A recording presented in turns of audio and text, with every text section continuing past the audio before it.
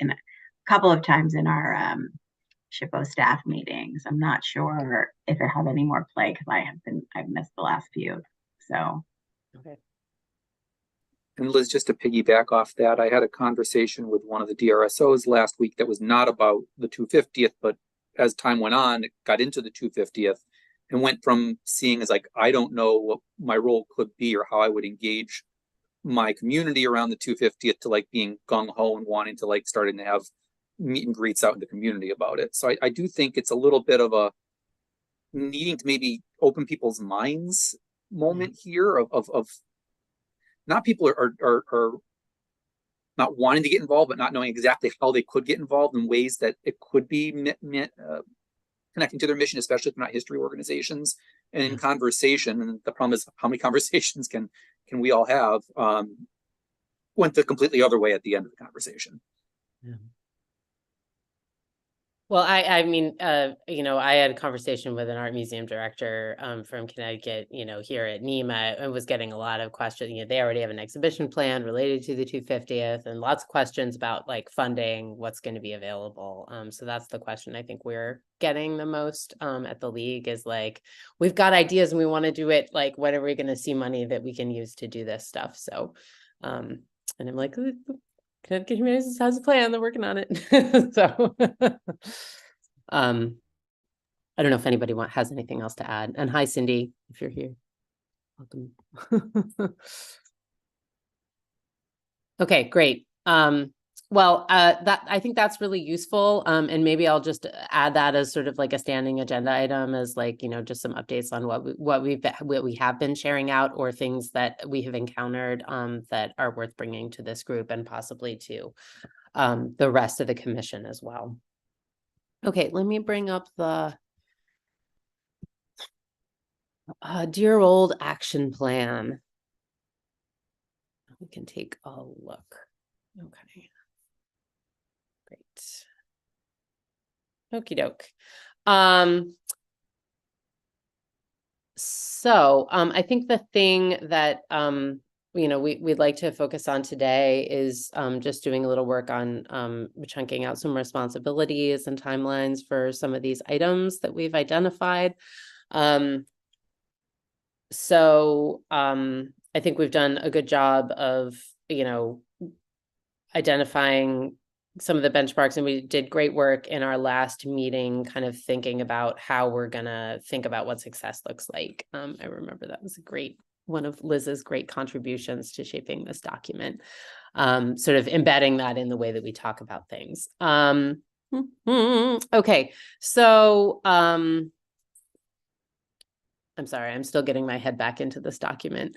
I guess there's one more thing that I just wanted to share about being here at the New England Museum Association conference is that I've had some conversations with people about like, where are the 250th conversations happening? Because I think there was a session planned that got canceled. So that's, I think that's a hole in the program here this year that's a little bit surprising. So I just want to bring that back that there hasn't, I think people are talking about it, but there haven't been any sort of like formal sessions really planned here at NEMA that seem to have actually taken place around the 250th. Potentially a missed opportunity for at least the New England region to come together on this. Although at the same time, there's that Northeast group out of Ticonderoga that's been trying to convene some folks. So hopefully I can have some conversations with the NEMA staff about, ways that we can move forward with helping organizations have conversations and think about this stuff together. And I don't know if Connecticut Humanities has any like thoughts on, I'd love to know, Cindy, if you're here and able to talk, because we had conversations with NEMA about adding a session about the 250th, and I don't know what happened to that and how it fell off. I don't know. I put them in touch with a bunch of people. Yeah, there was something on the program that didn't have any names associated with it. It was just like something about the 250th, and it's in the print program, but it was canceled. And there's a notification that the whole session was canceled. So I don't know if they didn't get the people that they wanted, or people didn't show up, or what happened. I can try and find out what was going on and whether there's some assistance that we can provide that would be useful. Welcome. Good morning, Cindy. I Thanks for realize being- I've been here for a little while. I didn't have my video on. Sorry Yeah. about that. No, it's okay. I didn't know if you were sort of like here or only virtually here, virtually. So we were going to start going, we've done some updates on things that we've each been involved in that have related back to the 250th. Not really an item on the agenda, but I think I'm going to put it there just sort of a standing item going forward. And then we were going to dive into the action plan and assigning some responsibilities. I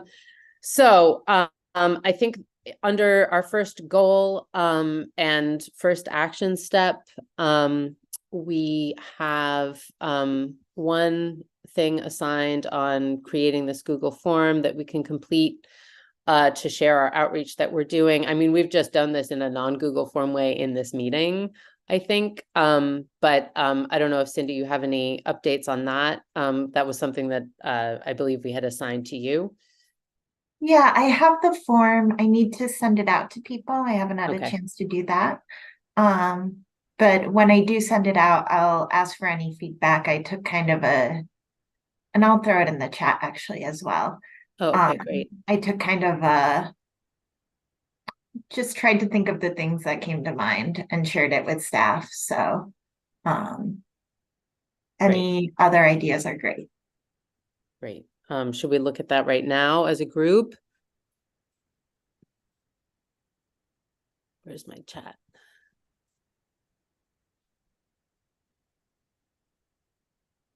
Well, I can't see my screen anymore. Put it in here. Oh my God, too many windows. What is happening? All right. Great. So email, who's doing it, date of outreach, where basically. Yeah. Mode of outreach. I'm just thinking about what's happened like in Andy's life in the past few weeks. And we might want to add, I don't know, like media, like the actual, because he's been on the radio and in newspaper and other That's a really articles. that's a really good idea. So having it's like it's not the same as necessarily us reaching out, but like when we are contacted and are in a position to do that outreach on behalf of like a media organization, I think that's worth capturing here. Could be something like live or recorded media or something like that. Mm-hmm. It might need to be broader later. Yeah, I mean, it could. These are pretty specific. So I think we could even do like, you know, TV, radio. I don't know, like newspaper. I still like get paper newspapers, so there's still newspapers to me, but you know, news outlets. I don't know what those categories might look like, but definitely capturing those forms of traditional broadcast and news media would probably be good.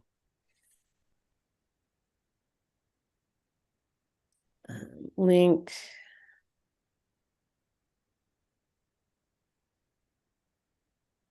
I think it's important to capture the number of people reached. I wonder how we're going to do that when it's like if it's a media story, or if Cindy, you think that separating out media coverage makes sense, that this should more be a form that is just used for like commissioner initiated outreach to different groups.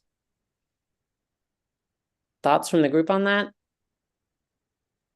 I can imagine that it might be useful, and I don't know about how we operationalize this as forms, but there are two different things we might want to keep track of. One is like all the outreach work and quantifying it in ways that we can broadcast. But then also, to the extent that we're aware that there's like reporting on 250, we want to like, you know, 250 in the news is like another issue. So it could, I mean, it's nice to have it in one form, but we may just want to figure out like separate it out. Yeah, even just like what is a require. I'm noticing that there's like a star on number of people reached. I wouldn't know how to do that for where we live. I don't know what their circulation is, but you would probably want the link. So maybe just not making that a required field to submit the form, so that this could double as tracking outreach, but also something that could populate a 250 in the news section of the website, or that could be included in a report. Yeah.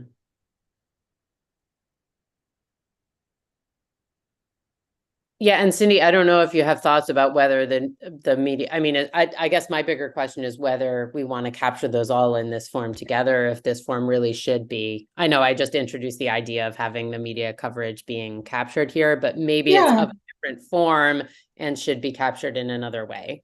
I would rather just keep it to one form, to be honest. Okay. So make it easier on everybody.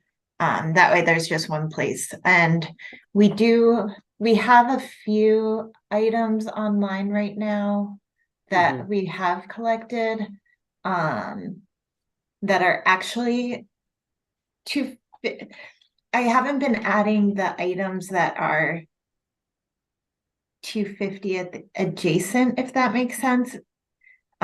So Andy, if you mention the 250th in an article, I haven't been adding it to the website necessarily. That makes mostly perfect sense. But if we want to brag about outreach, we may want to have those counted somewhere. Yeah, I agree. But the articles that I have collected, I just put the link in the chat. So if there's anything else that has happened that's really 250th focused, please let me know and I'll be sure to add that. Can I? Oh, sorry. I'm sorry. Can you scroll up to the top of the? I just wanted to see again. And I'm sorry. Can you go down a little bit? Happy to. Okay, perfect. Okay. Yeah, thank you. Yeah, no problem, Merle. Yeah, I'm sorry, Liz. Go ahead. No, gosh, no, not at all. I like it when people like begin to interrupt each other because it's like being in person. Like an actual conversation is happening. I'm just wondering, the communities reached tab. I'm living in a discomfortable place, a place of discomfort on that list right now. Because essentially I look at this as we're associating BIPOC and disability with legislators and municipal leaders. And I feel like there's something a little off with this. Well, it's not so much an association as it is, these are groups of people that we have said that we want to make sure that we're communicating with. There are probably more, but these are the ones that have been spoken about the most, whether it's on a commission level or on a Denise level. So I think we can add more there, but I just want to make sure that this is completely internal. Yeah. This is never going to be shared externally. It's just for commissioners, but I want to make sure that if we're saying that the disability community is one that we want to be reaching with our stuff, that later in the future we can track that and say we've made an effort. Or if we see that there have been 100 different outreaches and we haven't reached them for whatever reason, that we can look at that data and say, okay, we probably should do more. So like I said, I think we can add more. No, it's fine. I'm just going to put a note that this is a state commission. It's entirely public. There's nothing that's not public about what we're doing. So saying that it's not public facing is true unless somebody wants to see it, and then it is. So what if it was a fill out form, like where there, first of all, just to Liz's point, if nothing else, we should be able to check more than one community at a time. You can do that. Okay. Yeah. You can check them all. Cindy, would it I understand what you're going after here. What would happen if it was like, some way of fill in the blank? Was there any I don't know. I'm blanking on the question. What communities did this outreach? You can't pull data with that. That's unfortunate. Yeah. That's right. Right. I get why you're trying to do this, and I'm just not sure. I don't know. It's just because I Yeah. tend to resist the grouping. So we can say if we reached out to people who are wheelchair bound, like 100 different organizations, and never reached out to American School for the Deaf. This is where I began, or we've been hitting, you know, Black people who live in Dixwell, but not Hispanic people who live in Dixwell. Like, you know what I mean? But and maybe it's okay. Maybe that's okay to treat. So that I find it's a little reductionist. Legislators and municipal leaders are not identity words, and disability and BIPOC are. So I'm just maybe we don't solve for X right now, Right. and we sit with it. But I'm not 100%. I understand. I'm not 100% comfortable with the idea that this would be a FOIA thing that we were tracking in this way without a really good way of explaining how we are actually differentiating. Because, by the way, like all the people who share a skin color are not the same. All the people who share a disability are not the same, and they can't be reached in the same way. And they can't, we know this. So I know, this is good to be intentional. I like that. Well, here's something, Liz, I hear you. And something I'm noticing is that the tracking form doesn't ask for the name of the group. Right. At all. Like, who did you speak to? So the first thing we should say, Cindy, am I missing something? Or is that not on there? I'm trying to open it up because I'm not sure. Yeah, it's not on. I'm pretty confident it's not on there. No. So I think the first thing we should do is ask which group you spoke to. Yeah. That's important data. And then maybe I think we ought to keep track of that. That might do it. That might be enough. Yeah, that's kind of where I'm going. That may do the anyway. trick. And then if we needed to do an account, there will be a lot of this, but if there were 200 things on a list, it's not a huge amount of work if we wanted to try to sort it in various ways to make sure that we had some coverage.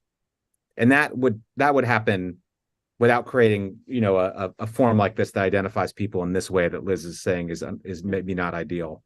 But it would have more specific data that might be more useful. Another community might be youth that we would want to add in there too. I mean, 18 and under. I would keep it 18 and under, or under 8, Yeah. Then it looks a little bit more like this is just really basically saying we assume we're going to reach white people in my mind, but we don't assume we're going to reach all the other people. So we have to really try hard, which may be a thing. It is going to be a thing. We are going to try hard, but I don't know.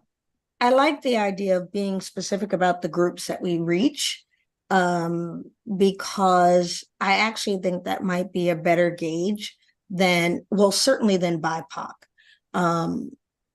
because the terminology BIPOC is very specific, and it's not POC for a very specific reason why it's BIPOC and not POC. And so without the distinction, and I think it leads to the second issue that we're trying or looking to address on the agenda,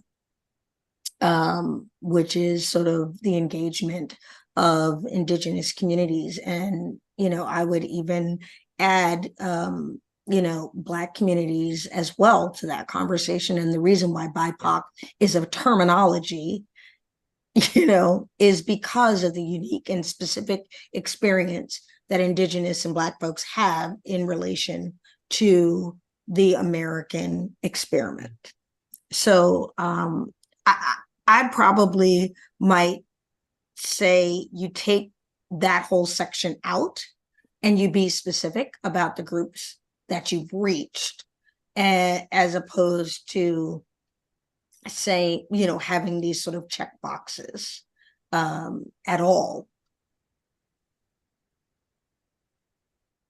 Yeah, thanks, Merle. I had a couple of ideas. One was to invite Merle to say something, especially from the perspective of being on the IDEA subcommittee, and how that can inform how we structure this. But also whether there are, this is something that, since this is for all commissioners, we might want to get some input from the rest of the commissioners as well, on how we do this. But what I'm hearing right now is discomfort with a checkbox way of categorizing things, even though it makes things easier on face for data retrieval. But if we, but I think the provisional answer to that problem, at least, in the short term, is potentially to have, capturing the group names of the group or groups that were at whatever the outreach was. And I think there could be ways that those could be coded, that data could be coded like after the fact with that information, and then have the data be pulled. But I think that that's a question for, there's additional work. It puts the work on Cindy potentially here. So I just kind of like to hear from Cindy about, whether you think that that's a feasible solution for now, and what help you might need in later being able to categorize or code those things so that we could pull numbers. So I think I value everyone's input, and I don't think I could code it, to be honest. And it kind of feels like if we don't want to include this as a question, we probably don't want to code it, because if it's in the spreadsheet as a code after the fact, it is still playable. It is still part of the conversation. So I think we'll just have to think about it differently. And maybe it's thinking about it as pulling specific examples and using it that way.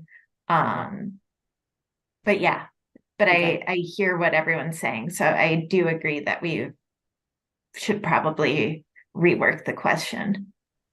I'm also wondering if the question is reworked around the name of the group, maybe the group could identify, could self-identify, and we have options to code that. So, and again, I literally would pull out Black and Indigenous, given the subject matter, and from each other. But maybe that's a way to actually capture the information if groups could self-identify who their constituents are in the community, as opposed to us just sort of boiling down. Because the truth of the matter is, for me, if I'm looking at those categories, it tells me absolutely nothing about our reach. It tells us nothing about the quality, of who we have reached.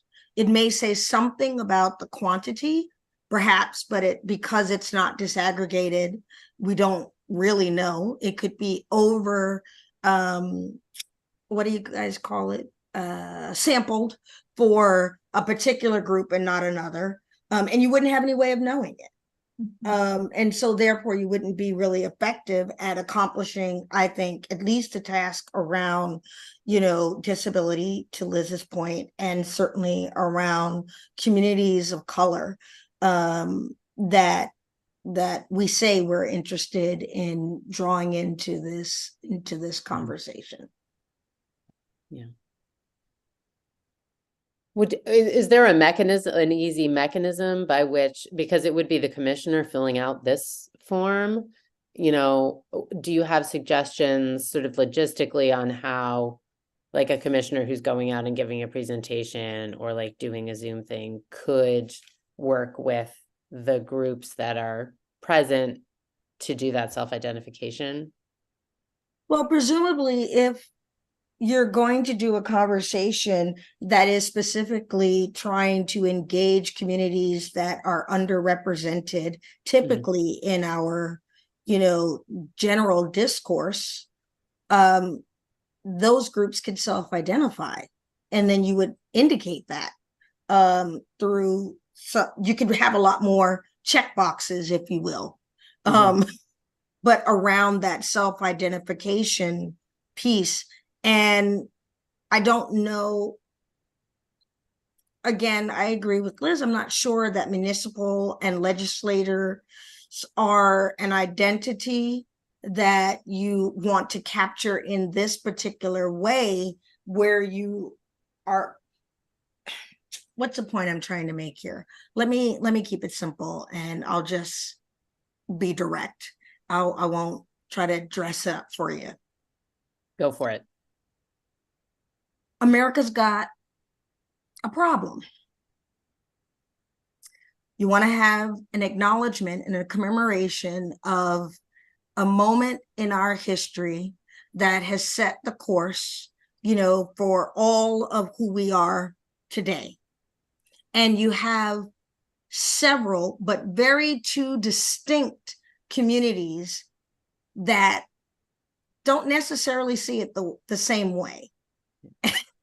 And so therefore, we have to be as specific as we can possibly be around the outreach and the conversation, because you cannot sort of lump all of that together and expect that you are meaningfully engaged in a process of being inclusive.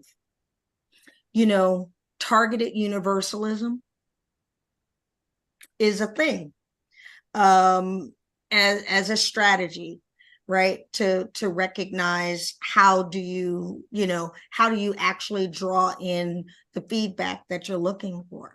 If you're not really looking for the feedback and the engagement, but you want to say that we have made an effort, then you do less. You do what's easy, right?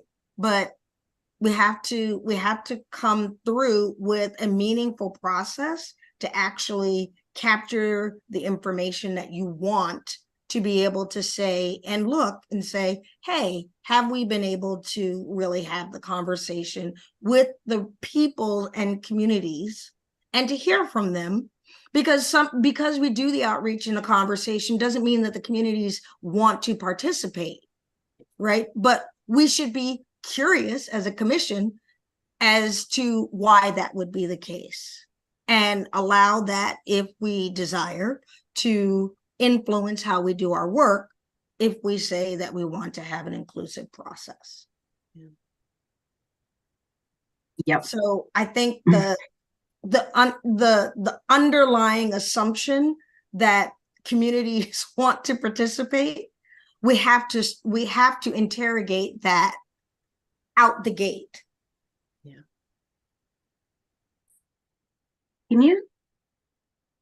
Yes.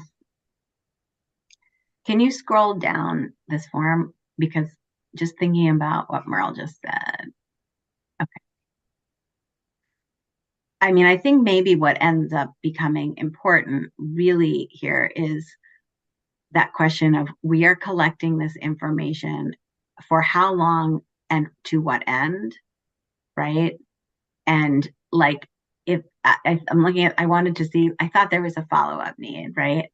So yes, no, maybe is good. But if it seems like so much of this is, the point of this is to design the follow-up. But partially, I mean, I think it just goes back to, and I probably, so I'm going to raise my hand and say, I don't think I was at the meeting where this form was created. I am now like, I understand I'm throwing some stuff out that maybe has been discussed. So I'm also like happy to be like, yep, we already talked about that. This is what we're using it for. So I think in terms of how we were going to use it. The two big things were some quantitative way to measure outreach for the annual report that we make to the governor's office. Mhm. So that was part of it. Yeah. When designing the form, some of it is just a way for me to learn about what you all are doing out in the field and make sure that I'm hearing that feedback, because I don't have time always to meet one-on-one with every single Mhm. commissioner and hear what's going on. So this subcommittee talks a lot about this. The other ones don't necessarily, because they have a lot of non-commission members. And so a lot of the conversation circles around other things. So, and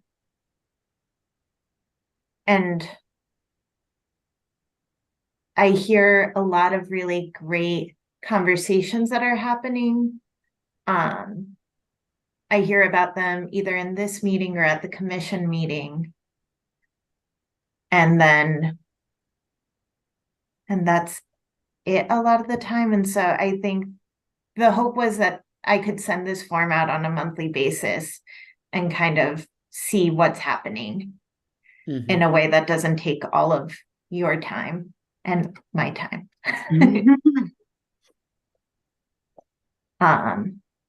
Yeah, I'm wondering if maybe then if it was on my end and I was filling this out, what might be easier than doing an individual form for every meeting I'm having is maybe if you're sending it out once a month, what this could really be is just a summary of the conversations you've had and who you've had them with.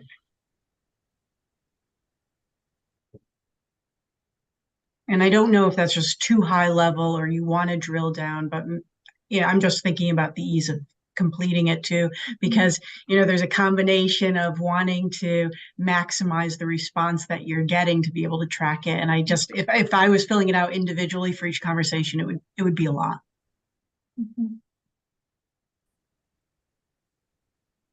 May I stop Also- sharing this for a minute so I can see Yeah. everybody's faces? Okay, It's thanks. really hard. My other question is, is this part of the agenda? I need to go back to the agenda. I move screens. We don't know. Have people been assigned things? Like, do we know No, what we need to everybody's do doing? that. Like, Yeah. so I think maybe that's a part of it. Like, I think I totally see how you want to track this, Cindy. Like, I get that, but I also am not sure, like, who's What going, we're like, doing. we started with who's going out and talking to who, but I never like, right? That's sort of a loss. I'm not sure how that's actually going to be. Are we all going to be required to be going out and talking to people? How does that? Yeah. Well, I think is one thing that I just want to say that I'm writing down in my notes out of this conversation is it seems like, and I'll need to look back at the action plan and see if we've captured this already, but I don't yet know it by heart. But it seems like there are a couple of things here. There's our need to have an easy way of understanding at a high level what work is being done out in the communities by this subcommittee and by commissioners more broadly. And that's a need that we need internally for reporting purposes, for Cindy's ability to do her work and help, coordinate everything, and to be able to communicate that out with the rest of the commission about kind of, the sort of thing that we did at the top of the meeting. But, I think what Merle's comments have raised are also, I think this is captured elsewhere in our action plan. There's a valuation that we need to do of our work on an ongoing basis, and understanding like this, the form as it is now is just for us to capture like, who have we attempted to reach out to? But the efficacy of that outreach is not something that this form can capture, and is probably not something that we can know ourselves. Like that's a feedback loop. That's conversation and evaluation and, work that, the people that we're in conversation and building relationships with need to be part of that conversation. And I think that's something distinct that we're probably going to want to talk about too, is how we're going to operationalize that. Maybe we had great meetings and they're in our ideas and they're already in our action plan and I just don't remember. But that's what I was writing down in my notes as I was listening to this conversation, and especially to what Merle was saying, is that, you know, those aren't questions that we can answer ourselves. Like, it's the difference between, like, you know, I saw that term, like, you know, communities or groups reached, like, I don't know if we reached them, right? Like, we attempted to, but like, was the message there? Did people show up? You know, are like, what else do we need to do?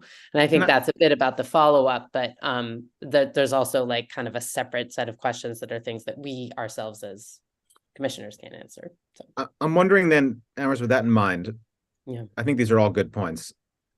Let's treat this form as simply the reporting mechanism and make it as simple as possible. So it's just, who are you? What date was it? What group did you talk with? Yep. And if there's anything else, Cindy, that's like very easy boilerplate that would be useful to know, like how many people were there, or, you know, do you plan to follow up? Something just as simple as possible, but tracking who talked with who on what day. Yep. So we have that. Then it sounds to me like we also need, to Merle's good point, a standing agenda item where each of us can share the conversations, not every conversation we've been having, but the ones that deserve, you know, conversation by the committee, because there's a difference between, you know, this person, I met with this group and they wanted to know more about funding opportunities, so I referred them to X. We don't need to talk about that. But, you know, I talked to this group and they said they don't feel like they're part of the American experience and they don't think this pertains to them. You know what, like there's a more substantive critique that we need to we should discuss and figure out what we're doing. And that seems to me like no form is going to do a good job at that. So let's not even try to do that in the form. But what we do need to talk about it as a group. And so we have pretty regular meetings. Let's use them for that and adjust as we go. Okay. Right.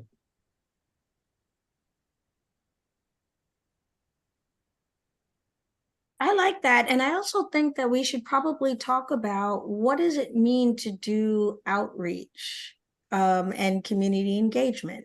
You know, our organization, you know, really looks at it in four pieces. There's sort of the, you know, inform, the input, the collaboration, and then the community led, right? And we obviously want to get to as much of community led as possible, but some of the community engagement process is about the inform, right? It's also about, hey, the input piece as well. So even if we were to organize our engagement strategy along that continuum of community engagement model, we would be able to also better capture the quality of what it is that we are doing in the process. You know, I think that we're coming up with very good mechanisms to capture the information and sort of organize our work, but I think we need to be a little bit more specific about what exactly is the work that we want to do, right? So if I were to think about informing community and trying to capture reach, you know, maybe I'm running 250th, CT 250th. I'm sorry, I have new Invisaligns and they're like making me like this. So forgive me.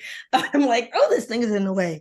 You know, you run a number of, you know, a set number of ads on radio stations that various communities, you know, engage with as a part of the inform.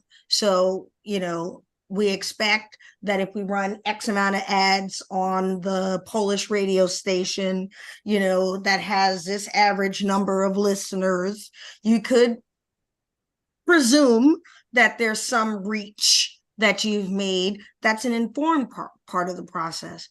But have we developed a mechanism for the input? Yes, we have to some degree, right? But have we developed a mechanism for the collaboration that is the bridge to the community led? Because ultimately that's where I keep hearing us wanting to go, that communities come up with and folks find their way into this story and take action in the way that makes the most sense for their communities. But we have to build a bridge to that process, and this framework, community engagement framework, I've seen it be very effective in building that bridge. Thank you so much, Merle. That's a great way to think about it. I love those sort of levels of, you know, of work. That's really helpful to my thinking. Taking copious notes. Yeah, and I think 100%, and I think that if we can frame it this way when we share out, whenever we next share out, that's going to, I think that's really important. Great. Okay, let's get back to this document, because I'm conscious of the time and I know we have a lot of things to sort of get to. So I think we have a plan for this action step, and I think that you know, I'm just going to add, so can I add things? I know this is like formalized, but like, you know, standing agenda item, you know, for the subcommittee to verbally report out on, you know, their outreach, and bring to the group conversations and outreach, or, you know, work that deserves further discussion. And this is everyone. Can I add to the action plan, Cindy? Yeah. Okay. It is a living, breathing document. Yeah. I feel like we've kind of done this, so we should probably move on.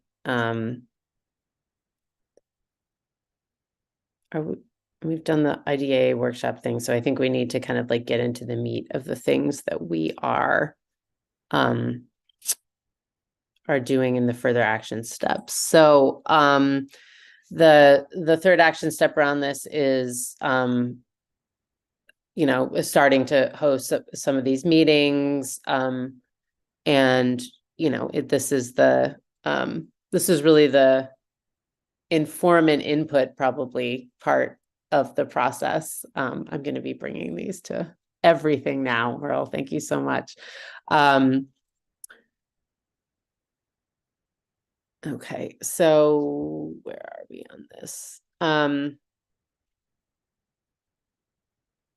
I think the main thing that probably needs like an assignment or some work done is sort of that I see here is just developing a kind of out of the box presentation that we can modify as needed. Does anything exist so far? Yeah. Okay.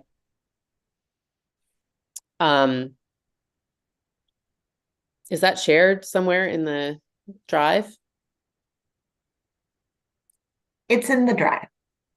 Okay. I think I don't even remember where it's saved, so I don't expect any of you to know how to find it. But it is in the drive. Likely, I don't know. I'm not going to even guess. I guess there are kind of like two things here. One is sort of like having a template presentation or, you know, other thing that we can kind of work off of. You know, I think this was, you know, sort of, it reminds me of, you know, our other action item to like have the elevator pitch language, which maybe we've already done kind of. But if there is a presentation that has been worked on, I think that before making any particular assignments on this, I think my instinct here is to have this group like take a look at it, because I haven't seen it. yet, to my knowledge. And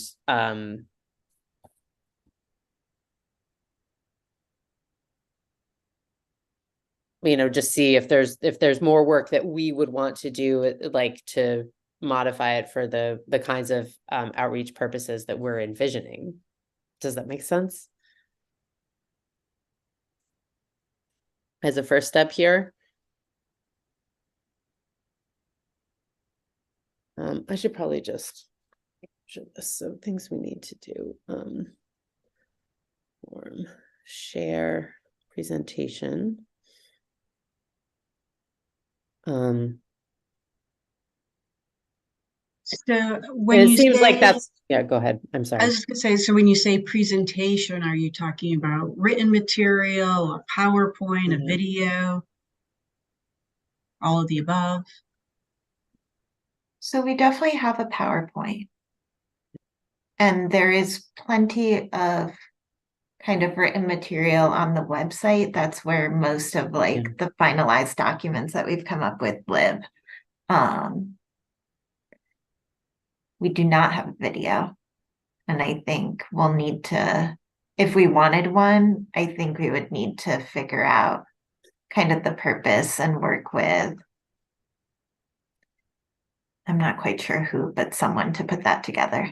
Right. Yeah, I mean, it doesn't have to be expensive. I mean, even just having kids do something on TikTok or something, low budget, I think would be fine. But just, if we're talking about reaching different communities, then you're going to look at different modes of communicating. Yeah.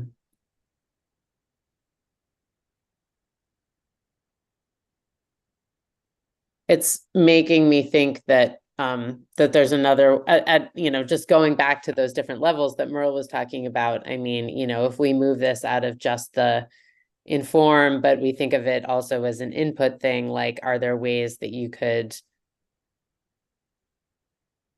I'm thinking very much about the stuff that Made by Us has done, is just like you invite people to, like, put together something that addresses one of these questions, these bigger questions about the legacies, right? Or, the ways people, see themselves in the American story.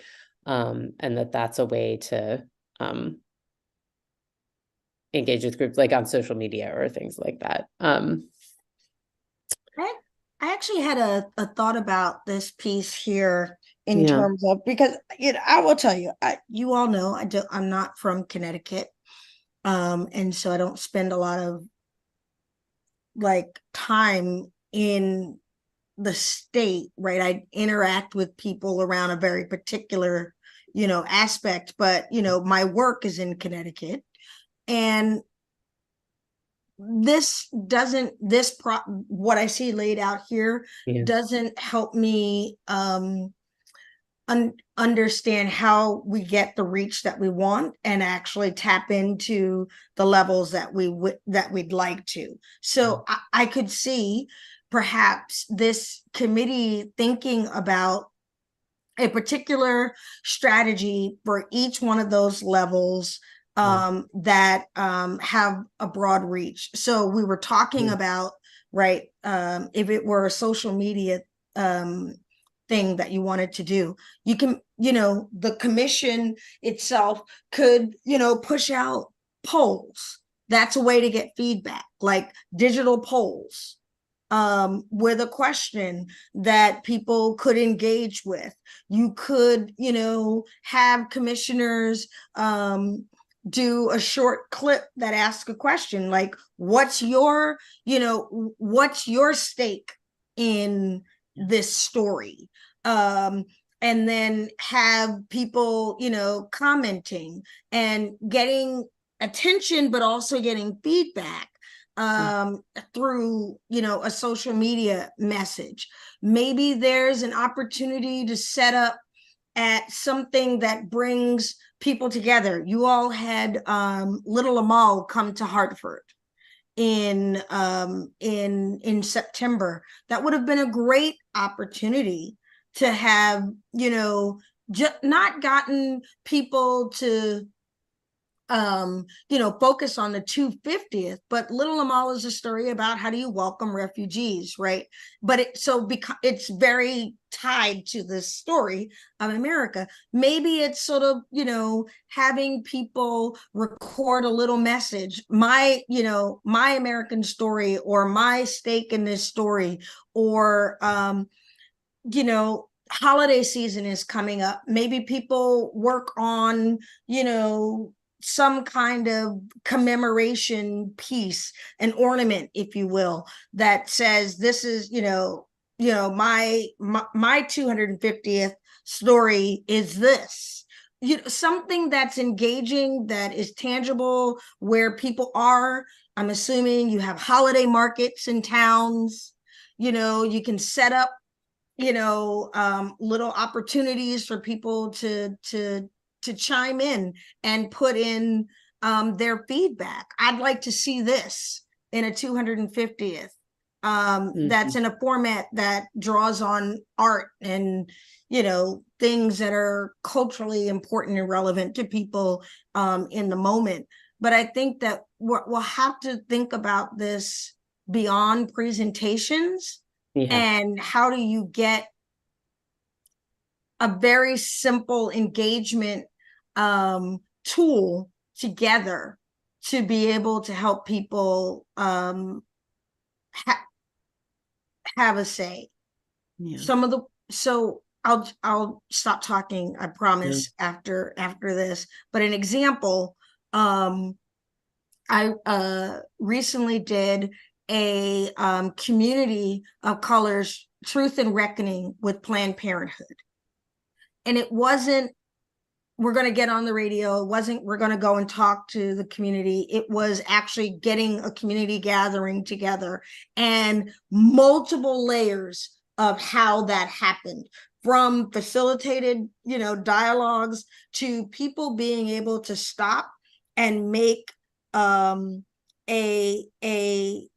a piece that would go into a quilt or a tapestry that they wanted to contribute to making a tapestry around what their expectations were of the organization.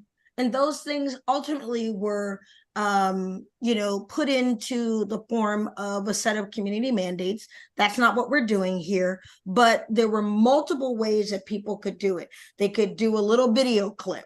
They could do a little writing prompt, that they responded to. They could be an actual dialogue. So I just think that the more ways of an interactive engagement helps not only build awareness, but also build feedback and input, right, for the commission, that we can then, push back out to the communities and say, communities are looking for 250th commemorations to include or address these things.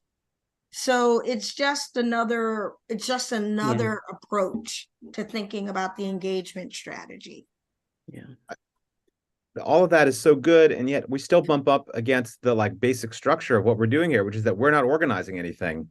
And so there's, we don't want to, we're not organizing much, and I don't want to put anyone in the position of investing in telling me what they think ought to happen about the 250th when I'm not going to really do anything as a commissioner. I'm going to do a lot, but I'm not hosting an event. I'm not organizing a thing. I'm not helping you make ornaments or helping you, those are all good ideas, but really what we're doing is we're hoping that other people are going to do those. That was the sort of basic, decision that was made from the jump.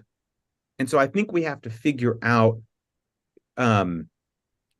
my understanding of our community engagement is to help support other organizations to do this work, to help them feel empowered to run with it. And ultimately, I think when the fulcrum point for our work is going to be if and when there's money here. Yeah. Because then we can go out and say, we can solicit, we can put our thumb on the scale, and the ornament idea is fantastic, Merle, but we need to find the organization that's going to run it, because the commission's not going to do that. We need the local arts organization or the church or whomever is the right group, and to say, look, have you thought about this? there's funding for it. We can pay for the material so you can set up the booth. There are some, at the last commission meeting, we heard that there are these 2 events over the summer that the commission is sort of organizing, or at least convening, in Hartford and New Haven. And the idea, I think, was that different organization, at one, it would be organizational, and at the other, it would be town-based. And so we can be encouraging towns or organizations start thinking of their kiosk or whatever we just, I forget, we came up with a better word that referenced like the exposition, the World's Fair, their display, and we can encourage people to work on those. But I just, I think we have, either we have to have something we're organizing, either we have to have something we're doing, or I think we have to just constantly be putting this back on groups. And I don't know how we can do that before we have any resources to offer them other than sort of, inspirational, provocative conversation. I think we need to say, here's the grant mechanism. This is how much money is available to you. And we're here to consult with you in our official capacity to help you make the event everything you want it to be. But like, what else can we really do? Well, I'm- I actually think, Andy, to your point, you're right. We can't run. That was an example of something we did that we were doing as an organization. But I do think that this commission has an opportunity to build a program around the outreach itself, meaning we need to think about the resources that we already have. How do we use those resources to bring awareness and gather input? Yeah. Right. We can encourage people, but I'll be very frank. I've had a number of conversations with folks who specifically are African American community or organization leaders, and they don't want any part of the conversation because it's not clear where the commission fully stands on whether or not you want them to participate, right? And there's also not a clarity around what is it that we're looking to do as a commission. We have to do something other than these meetings, right? So, to my mind, if we're thinking about community engagement, then we need to have a community engagement strategy as the commission that says we're going to push out, a PSA on this many different kinds of stations to tell people about the work. We're going to invite people to, drop off their ideas at their local whatever, and someone's going to roll through that town or get all of the things from the town, their ideas about the commission. And yes, there will be hopefully resources to help people, execute on the ideas that they have.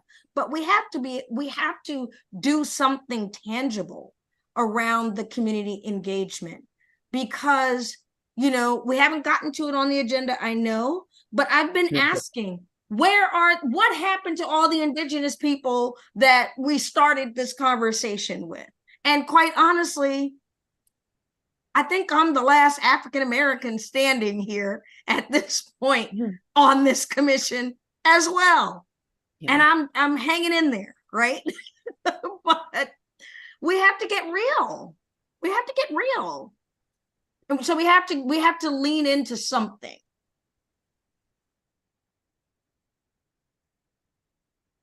I totally agree. And I've said a number of times, like, we have to, just by way of agreeing with you, I think people have heard me say a number of times, we need to do some things. We're going to have some signature events that I suggested we have a sort of 250th event in a box that we can bring to people as like one version for people that really just want to open up a box and like do an event. And also we have to have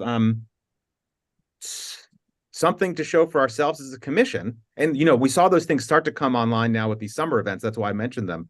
And I agree with you, Merle, too. One of the things that you're saying, which is of course correct, and we should be really conscious of it, is that the process is its own product, and we can treat it as such. but I just am wary of like trying to organize the community and I don't want to waste anybody's time, and I don't want to make any false promises. And so I want to be like, I don't want to do something. I don't want to collect feedback from people and establish trust and ask people for their time and ask them to engage with me without knowing what they're building. So for example, if we were going to have a series of discussions to build the toolkit, that event, that would be the kind of thing that would feel very productive to me. You're here. I'm asking you because I want your help to tell me, what is this event that like we're hoping is going to happen 200 times in Connecticut? We think, a lot of organizations are going to use it. We want to have something that can speak across all the differences that define Connecticut, all the different perspectives we have about America. We want to have a coherent presentation about the 250th that can travel everywhere. And so we need to hear a lot of different voices about what would make that work, what would make it speak to your group, and what would your group like to say to this other group? I mean, that is a productive conversation because we're building something, but I don't think we've decided at all what we're building. And I think we need to do that first. And that's just been we haven't had that conversation at all because we're not, and I think in some ways, I mean, that's great, but then we have to bracket our community engagement thing and figure out what we're asking people to engage around besides simply, here's your money, which I think we need to know what the money is and be able to set up those grants. Kathy, I'm sorry if I interrupted you. No, that's okay. I mean, I think a lot of the things that I was going to say, both you and Merle covered. I think when I asked that question, what are we presenting? I didn't just mean like what format are we presenting in. What I also want to know is what are we presenting?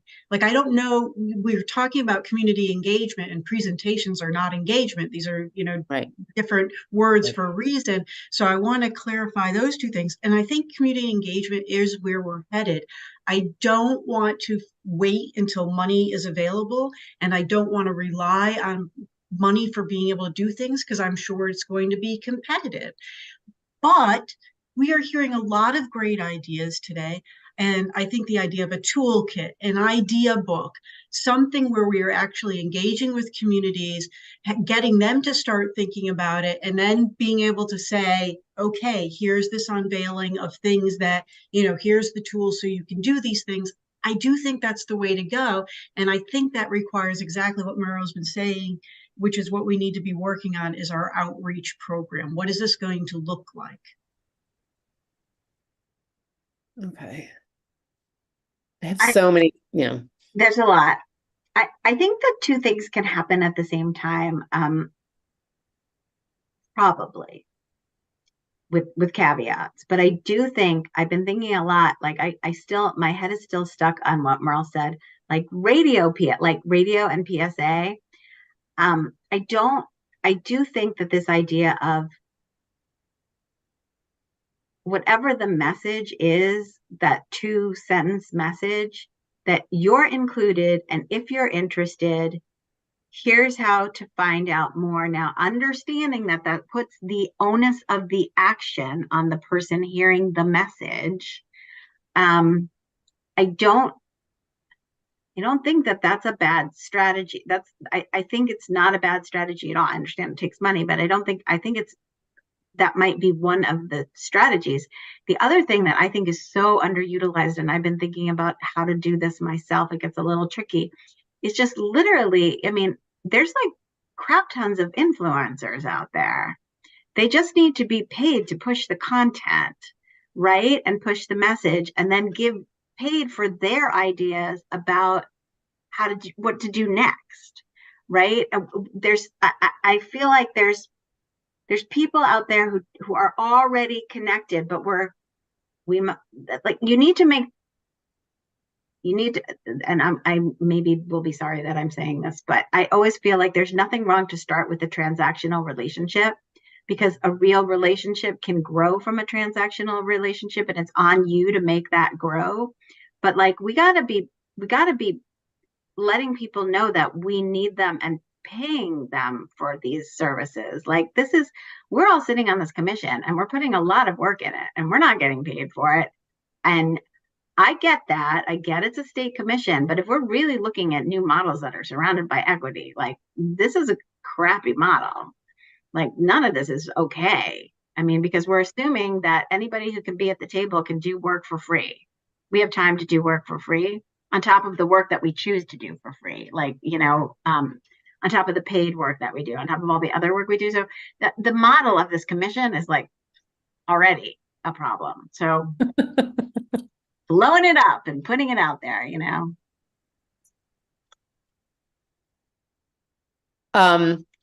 I'm looking at the time, and here are two thoughts that I have so that we can still get to our sort of second agenda item, which I think is really important and even more important given the conversation that we've been having today. Because I think one of the things that's been frustrating me about figuring out how to chunk out assignments is like the action plan isn't really structured in the way that like of whatever work there's just like who's doing what is not really like in there in the way that I think we need to be making those assignments, because to Merle's point, we haven't really figured out like the thing that we're making, right? And I think thinking about it as like the thing that we're making helps. And so I'm going to suggest that I've taken some notes here on what we've been talking about, which I think suggests perhaps a slightly separate document. Or like thinking about here's how we're going to operationalize like this kind of action plan document, and that I think we can return to for clearer like roles and responsibilities. I still do not know how to answer the question of like what it is, and I don't know if like there's other folks here who have guidance around this, but I agree that we need to be like doing something, and I don't know how we have around this virtual table the capacity to do the things that I feel like we need to do this work effectively. It's very frustrating because there's no money and there's no compensation for our work, and we're all too like we wear too many other hats and we're doing too much. Like I cannot I love all of these ideas that we've shared, but I have no idea who around this table has the capacity to do them. And I really do not know how to solve that problem. I would like to turn now to spending some time thinking about representation on this committee, because the things that Merle has shared, I think, are especially important here. And I am also concerned with the fact that I also where did the Indigenous folks who were at our first commission meetings go? Kathy has already done some outreach to a couple of folks, and I don't know if you want to share a little bit about that I was planning on inviting to our next meeting, hopefully. Brenda Gear and Carol Evans, and who are interested in coming into these conversations with us. So it's two individuals. But I think that's some progress there, and I don't know if there's anything more you want to share, Kathy. Carol is actually not Indigenous. Okay. She's working on a film on Indigenous communities in Connecticut, and I thought Brenda just thought it would be helpful for her to be part of it. Brenda is Eastern Pequot. I reached out to, again, what communities are. So I reached out to a small segment of Native communities that are part of the Native American Heritage Advisory Council. I will say I did that through email. We meet quarterly, so our meeting is next month in December. In-person conversations with this particular group is far better than an email. So what I was going to say is if somebody from the commission would like to come to the meeting and be an agenda line, I think getting that one-on-one contact is a far better way to go. So Brenda has stepped up and would like to be part of it moving forward, but I think we can get more Native participation, or giving them again some pitch that they can bring back to other members of their community who may want to reach out and be part of it as well. Great. Yeah, let me know when that's happening, and if I'm able to come, I would love to be there.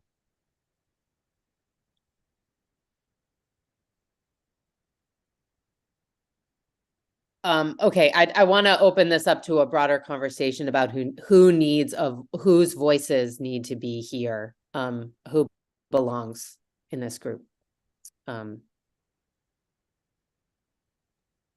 Eris, I'm just gonna, so the one thing that stood out to me when we met as a group in Hartford is there was a member of the public who stood up at the end and said, how great would it be for Connecticut to support 250 immigrant families for the 250th?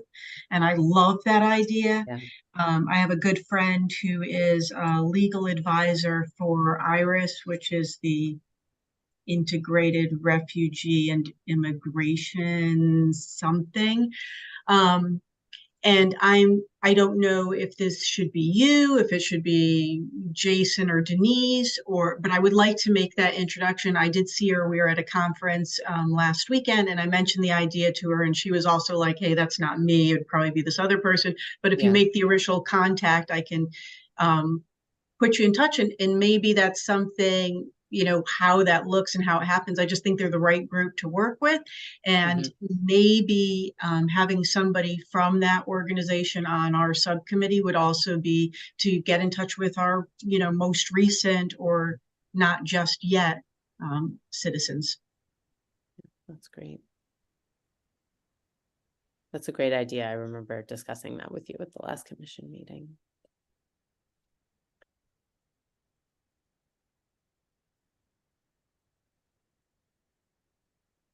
There is a new director at the Fairfield County Cultural Alliance. I'm thinking about who's in the room. Oh my God, her name was just in my head. Erica Wesley. Yeah. I don't know if you've met her yet, Amris, or haven't. I get emails from her, but yeah. She might be a good person because she is an artist. She's worked very much in the Bridgeport community. Like in her prior job, she was in Bridgeport. I don't know. She may be too busy, like it may be too much, but she might be a good person to come in and be talking a little bit more about, artists and arts organizations, especially probably in the lower part of the state, but she's real good. So she might be interesting to have in this. She also says what she thinks. So like,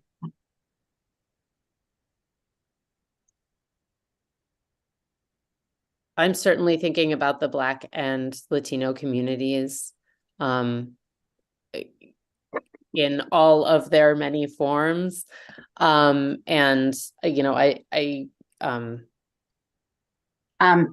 so Erica is involved in the Black community. Yes.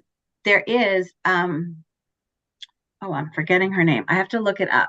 She works with the newspaper. It's the Hispanic Latino newspaper in New Haven, who I know was working with the International Festival of Arts and Ideas. But there's also I have a couple of ideas. Okay. Lavas. Thank you. Lavos. I'm wondering, Amris, Raphael from the Afro-Caribbean Cultural Alliance was involved in some of our CLHO info sessions. I remember he spoke up a few times in those. Yeah. So I wonder if either him or someone else from his organization, or he might know somebody who. But he was one of the outspoken folks who kind of reminded us that we need to do more direct outreach. Yeah. So. Good. Okay. I'm aware of the time. I'm sorry we weren't able to make more time for this portion of the conversation. I would like to ask everyone around the table to think on this question, and share with me ideas that you may have, and we can talk over email about the most effective potential outreach strategies if we have either groups or individuals. You know, and I also want to go back to Kathy's idea about, you know, if you are aware of groups that are meeting, you know, where one of us from the commission or this subcommittee can just come and like meet people. It's way better than an email. Like, it doesn't matter who you are, it's always better, right? So, you know, and I, you know, where my schedule permits, I'm happy to do that. And I'm hopeful that there are others around this table who would be willing to represent in those ways. So I think that if, you know, I would, you know, if you have things that you're aware of that you think, you know, are opportunities for us, please send them to the whole subcommittee potentially. And I just want to add for the next meeting, I think we should really emphasize, and I don't know if it's actually, I don't know that it's for our subcommittee. I think it may be for the whole commission, but we need to figure out what we're doing. If what we've discovered is that we need to do something, like representation is very important, but what we're representing, you know, towards is even more. So, for example, a grant review committee to distribute the money is one thing. Planning a program in a box that's going to go across the state is a different thing. Figuring out what the grant program should look like is a third thing. Planning the event on the New Haven Green is a different thing. And all of those, of course, we want, you know, diverse representation, but they're very different kinds of events. And personally, I think I would have, you know, I don't want to, I think I would have much more productive suggestions about who ought to join us if I knew what work I was asking to join us in. And also I would feel much more comfortable inviting them rather than saying, like, you know, we need a more colorful commission. This is not the point. It's like, we're trying to plan, you know, we're trying to make sure that we understand what excellence is going to look like in these different settings and making these grant awards. So we need someone who can understand how it's going to look in different, like, that's what I want to ask someone to do. And I think we can't do, I think this hasn't been true before, but I'm feeling, I think maybe we all are, that now we're at the point where we need to know what we're building before we can almost do anything else. And so we need to find out what the status of this state money is going to be. And if it's going to take months for us to find out what that is, we should come up with something in the meantime that we can do, you know, with that found time. But I think we're really up against the point here where we're asking people to join us in not doing anything. And that doesn't feel really good to me. The only thing I would add is that Jonathan and I worked on an IDA metrics for each commission. And I think it gives a sense of what we're interested in measuring, right? Tells us what we think might make us successful. And so there are these things that we're looking at to say, we think if these elements are present, you know, you have a better chance at having a quality engagement process, even also around metrics you might be looking for in terms of communities of what they're doing ultimately. So I just might invite people to take a look at that because I think that, well, you hate to do something and get no feedback. But also I think it could be helpful. I'm popping that in the chat. There is a document too, and I'll put the link to that in the chat. I haven't, I'll admit that I haven't looked at these super closely either. So I apologize for that.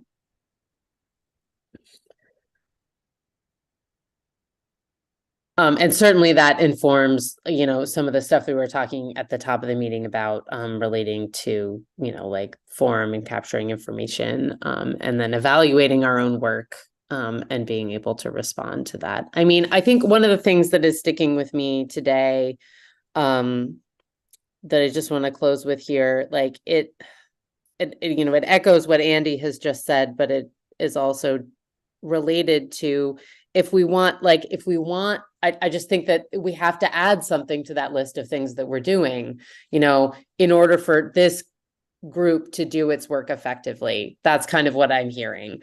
Like, we need to have a thing that we're doing that doesn't happen in 2026, but that happens much sooner, whatever that looks like, that is both that is outreach and feedback, and that helps us understand better how to craft the work of the commission that's going to happen in 2026 so that it's meaningful and achieving the objectives that the commission has set for itself. But something has to happen sooner. And I don't think we yet know what that thing is. So we need to figure that out. And it would be helpful if we knew if there was any like who's going to do that work? Like, I mean, it just keeps coming back to that question for me. So yeah, and just quickly, I will say in terms of the grants, Andy, that will all of the granting will be running through either CT Humanities or the Office of the Arts. So I just wanted to kind of make sure that we're all on the same page with that. Yeah, and I didn't mean to step on that wise division of responsibilities, but like, for example, I just know from the CTH board, the board members help to define the parameters, you know, in an a priori way for how we're going to score. And I think I'm trying to think of ways that we can involve people on the front end and defining how we should choose who to, like, you know, it's setting the standards for awarding those grants, even if, you know, it happens within CTH, I think is something that we would want to engage community around.